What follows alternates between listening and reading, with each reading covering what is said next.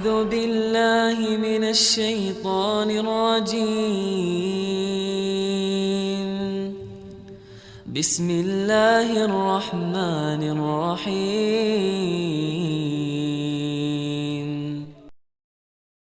Assalamualaikum warahmatullahi wabarakatuh. Kali ini kita akan mengisahkan tentang sahabat Ansor yang pertama kali memeluk Islam. Ia adalah Abu Al-Haisam bin At-Tahyan. Ia adalah seorang sahabat Ansor dari kabilah Aus. Ia turut serta dalam peristiwa besar, yaitu Baiat Aqobah bersama 70 sahabat Ansor lainnya. Bahkan, dia salah satu pimpinan Ansor yang hadir di peristiwa bersejarah tersebut.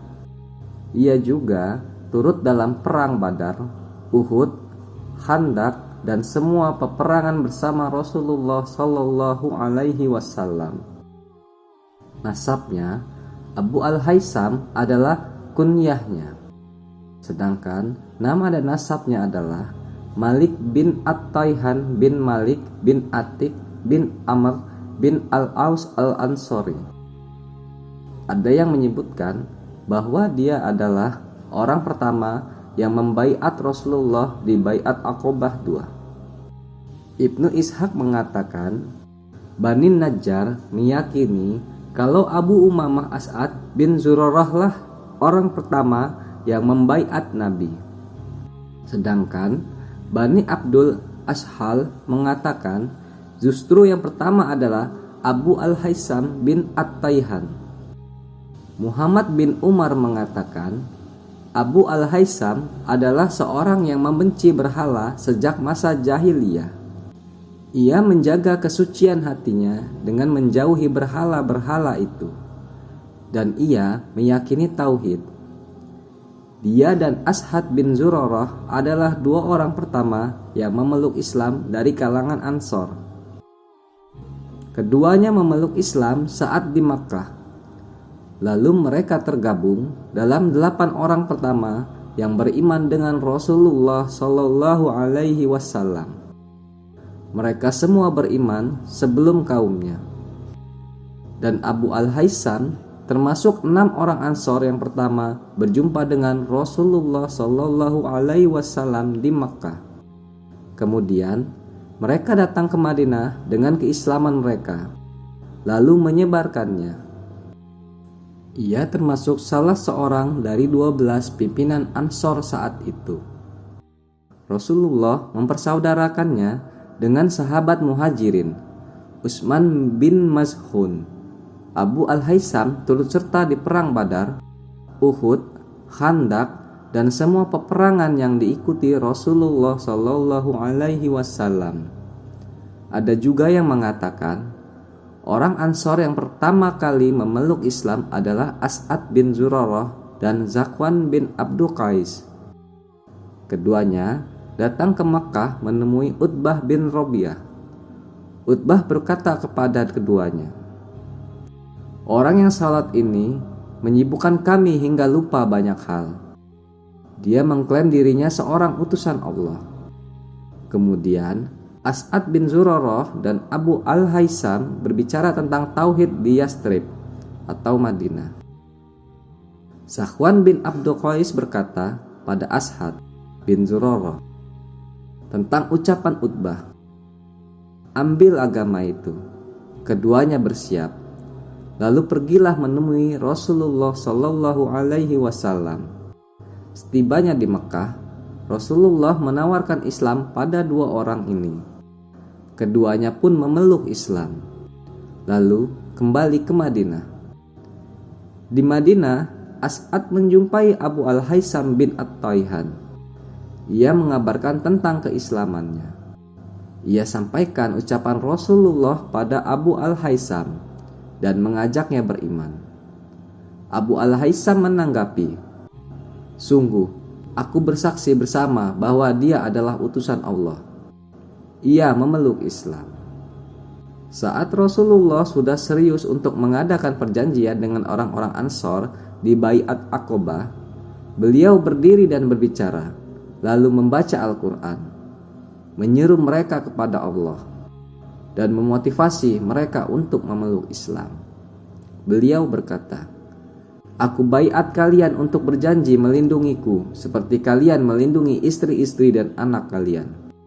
Al-Bara bin Maruru menggapai tangan beliau, kemudian berkata, "Iya, demi yang mengutusmu dengan kebenaran dan menjadikanmu seorang nabi, kami akan melindungimu seperti kami melindungi orang-orang yang bersama kami. Kami baiat Anda, wahai Rasulullah. Demi Allah, kami adalah ahli dalam peperangan dan ahli strategi. Hal itu terwarisi dari tokoh-tokoh kami kepada tokoh selanjutnya." Ucapan Al-Bara didengar oleh Abu Al-Haisam bin At-Taihan. Ia ikut meyakinkan Rasulullah, "Wahai Rasulullah, sungguh kami ada hubungan dengan satu kelompok masdunya Yahudi Madinah. Namun kami putuskan hal itu. Ada kekhawatiran pada kami setelah kami melindungi Anda dan memutuskan hubungan dengan Yahudi, lalu Allah menangkan dakwah ini. Kemudian Anda kembali pada kaum Anda dan meninggalkan kami."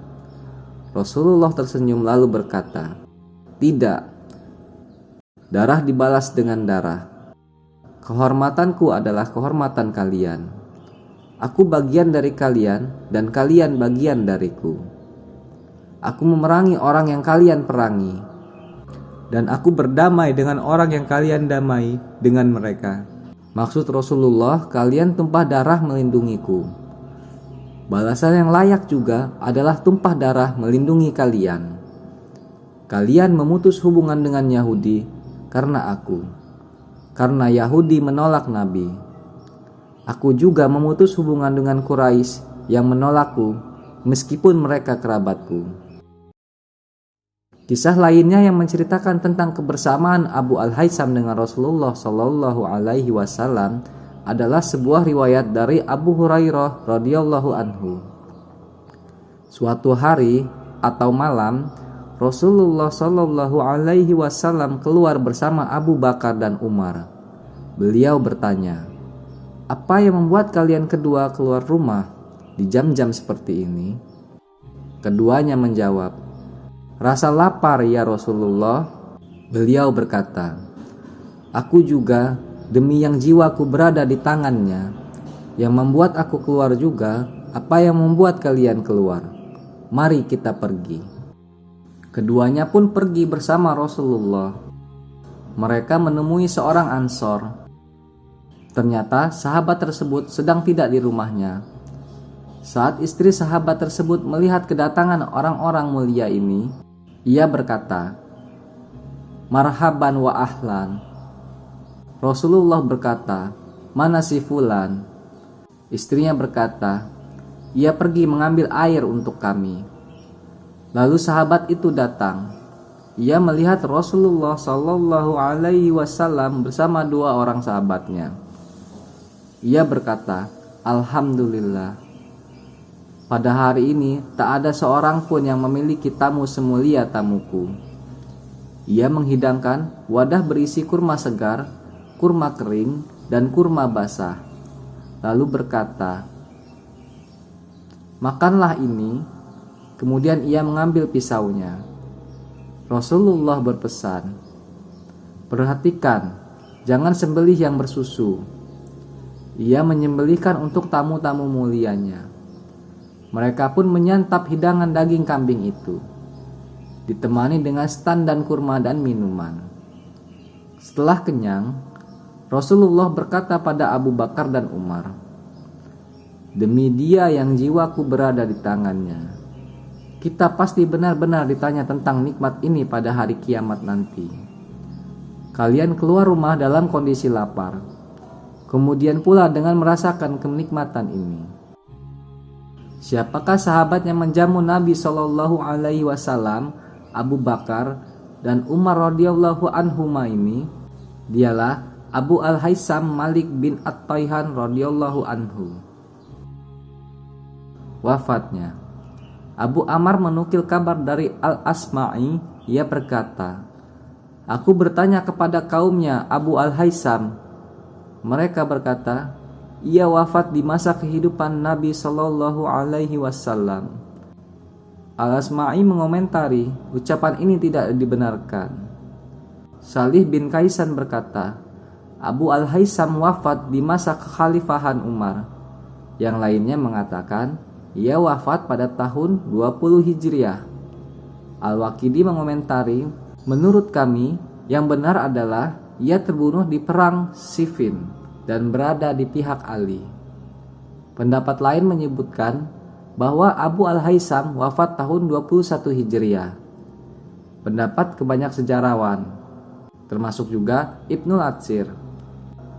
Abu Al-Haisam wafat di perang Siffin di pasukannya Ali. Assalamualaikum warahmatullahi wabarakatuh.